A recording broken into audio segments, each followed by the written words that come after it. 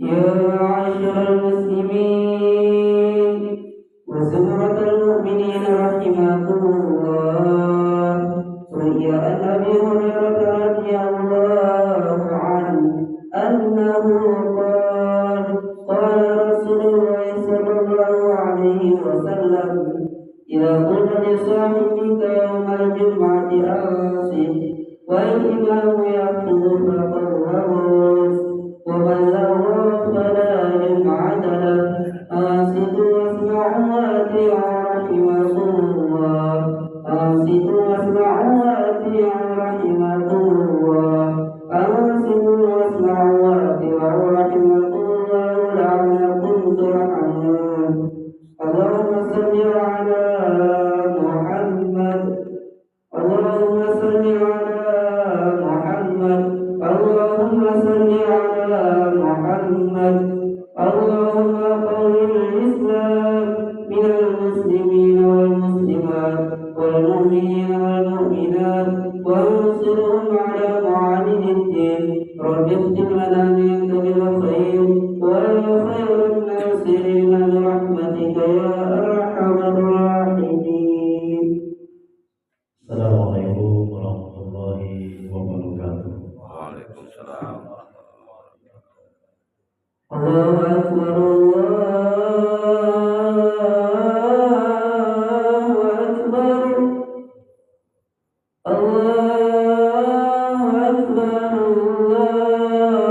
الله أكبر. أشهد أن لا إله إلا الله. أشهد أن لا إله إلا الله. أشهد أن محمدا رسول الله. أشهد أن محمدا رسول الله. حي على الصلاة. حي على الصلاة.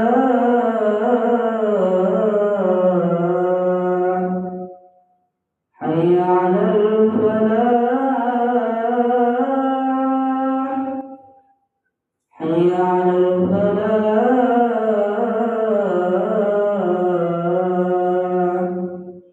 الله أكبر الله أكبر. لا إله إلا الله.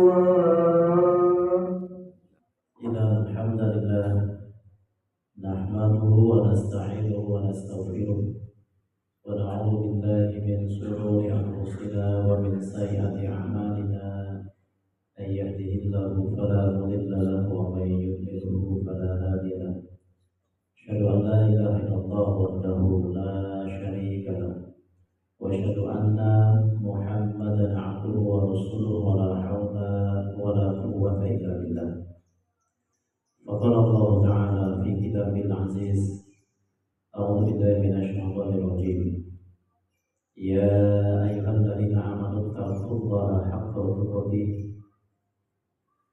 ولا تموتن إلا وأنتم مسلمون. وقال رسول الله صلى الله عليه وسلم: خير الناس أنفعهم للناس. صدق الله العظيم وصدق رسوله الكريم. Ikhwatul iman jamaah sholat Jumat yang insyaallah dirahmati Allah Subhanahu wa taala. Alhamdulillah, kembali pada hari yang menjadi hari rayanya umat Islam. Hari Jumat ini Allah berikan kesempatan kepada kita untuk senantiasa meningkatkan iman dan takwa kita kepada Allah Subhanahu wa taala. Yang tentunya dalam meningkatkan iman dan takwa Allah berikan sarana kepada kita, yaitu sebuah kenikmatan yang teramat banyak, kenikmatan yang terus mengalir kepada kita. Bahkan atas nikmat yang belum kita minta Allah mengalirkan kepada kita. Subhanallah walhamdulillah. maka senantiasa kita sebagai seorang yang beriman, yang memiliki Allah dan Rasul, kita jadikan nikmat-nikmat yang begitu sangat banyak itu untuk menjadikan semakin kita menjadi pribadi yang semakin mantap dan kuat iman dan takwa kita kepada Allah Subhanahu wa Ta'ala.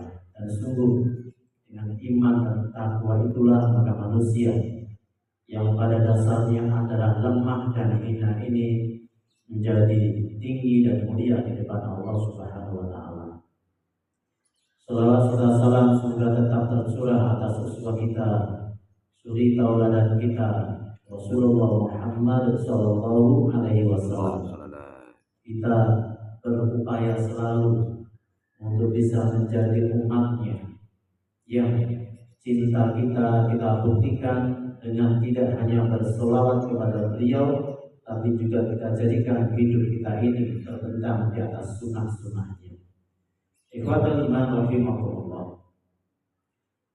Ketika kita manusia masih berada pada alam dunia ini, di kehidupan dunia ini, maka sungguh kita harus menyiapkan diri, bersiap-siap untuk senantiasa mendapatkan ujian demi ujian, musibah demi musibah yang senantiasa menghampiri hidup kita.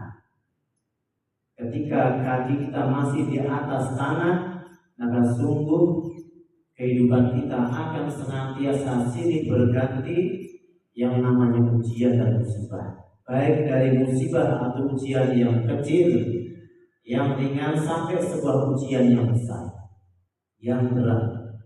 Ikhwatul iman rahimakumullah. Ketika manusia, kita semua diuji oleh Allah dengan ujian yang berat, maka sering di antara kita mengeluh, meminta pertolongan, bersandar kepada manusia yang lainnya. Padahal kita ketahui manusia adalah zat yang lemah. Bahkan manusia yang kita mintain pertolongan itu pun penuh dengan masalah. Pada saat itu kita lupa bahwasanya ada sebuah zat yang maha kuat, yang maha memberikan solusi, yang maha menguasai alam beserta isinya, yang menggenggam setiap jiwa dan ubun-ubun kita, yaitu Allah Subhanahu wa Ta'ala. Kita bahkan lupa dengan beliau, zat yang tempat kita akan kembali. Tapi sekali lagi manusia ketika dia dihantam dengan sebuah musibah, yang musibah itu menjadikan dia goncang atau bahkan merasa gelap dunia ini, dia bersandarnya, meminta tolongnya justru kepada zat yang lemah, yaitu manusia. Ikhwatul iman rahimakumullah. Mari kita belajar dari sebuah kisah yang nyata. Junaidi pada saat itu dipanggil oleh ibunya dengan saudara-saudaranya yang lain, kakaknya dan adiknya. Ibunya masih bersedih pada saat itu karena 3 hari yang lalu bapaknya Junaidi meninggal dunia. Ibunya dengan bersedih hati, dengan menangis, dia mengatakan, kasihan bapakmu nak, kalau tidak dibayar hutangnya. Kalau tidak dibayar hutangnya bapak, maka ruhnya bapak kalian akan tergantung di akhirat. Tapi bagaimana cara membayar hutangnya bapak yang sangat banyak itu? Siapa yang sanggup membayar hutangnya bapak? Maka semua terdiam. Ikhwatul iman rahimakumullah. Bapaknya Junaidi ada salah satu pedagang yang memiliki toko di Tanah Abang, Jakarta. Dan beliau saat meninggal, beliau meninggalkan hutang 7 miliar lebih. Dan yang namanya warisan tidak hanya harta, warisan juga bisa berupa hutang. Kalau warisan harta banyak orang mau, semua berebut, semua antri. Tapi ketika warisan adalah hutang, maka semua menghindar, semua tidak mau menjawab. Maka pada saat itu, ikhwatul rahimakumullah, saat semuanya terdiam, tidak ada yang sanggup menjawab pertanyaan ibu, maka Junaidi mengangkat tangan dan mengatakan, saya ibu yang akan melunasi seluruh hutangnya bapak. Ikhwatul rahimakumullah, Junaidi bercerita pada ustaznya, ya ustaz, ketika saya mengangkat tangan dengan bukti untuk membayar hutangnya bapak, maka sungguh saat itu masih gelap pikiran saya. Saya tidak tahu bagaimana cara membayar hutangnya bapak yang sangat besar itu, 7 miliar lebih. Tapi pada saat itu ada dua hal Ustaz yang menjadi keyakinan saya, yang saya yakini menjadi senjata saya untuk menjawab seluruh permasalahan keluarga saya. Yang pertama, saya masih memiliki ibu, maka saya ingin memuliakan ibu saya semulia-mulianya. Pantang bagi saya untuk meneteskan air mata ibu saya. Bahkan ketika saya jualannya sepi, ketika saya ditanya, saya berkata, alhamdulillah ibu, jualannya ramai, banyak untung hari ini. Itu yang pertama Ustaz. Yang kedua, saya meyakini bahwasanya saya tidaklah akan melewati setiap malam, kecuali di sepertiga malam saya bangun, saya mengetuk pintu langit. Karena bukankah pada saat sepertiga malam Allah turun di langit bumi menunggu hamba-hambanya. Ikhwatul rahimakumullah, dan betul, subhanallah, tidak sampai 1 tahun hutangnya bapaknya Junaidi yang 7 miliar lebih, hutangnya lunas terbayar. Subhanallah.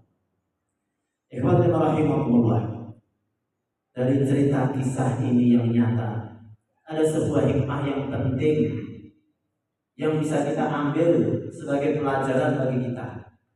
Bahwasanya ada 2 hal yang bisa menjadi senjatanya orang-orang beriman yang bisa kita pakai untuk menyelesaikan di setiap permasalahan hidup kita.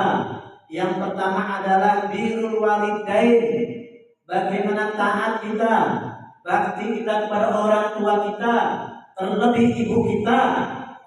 Karena sesungguhnya ibu kita adalah pintu surga yang ada di bumi ini. Jangan sia-siakan mereka. Betapa banyak hari ini mata menangis, mereka merindukan ingin mencium tangan ibunya. Betapa banyak hari ini tangan menangis, mata menangis, mereka merindukan untuk didoakan oleh lisan ibunya. Maka sekali lagi jangan sia-siakan orang tua kita, khususnya ibu kita. Ikhwatul iman rahimakumullah. Yang kedua, pelajaran berharga atas kisah ini, bahwasanya Allah Zat pencipta alam semesta beserta isinya, yang maha kaya, yang maha menguasai atas segala permasalahan kita, itu turun di langit bumi untuk menunggu kita. Allah akan kabulkan, kata Allah, setiap doa-doa kita. Allah akan berikan setiap permintaan-permintaan kita.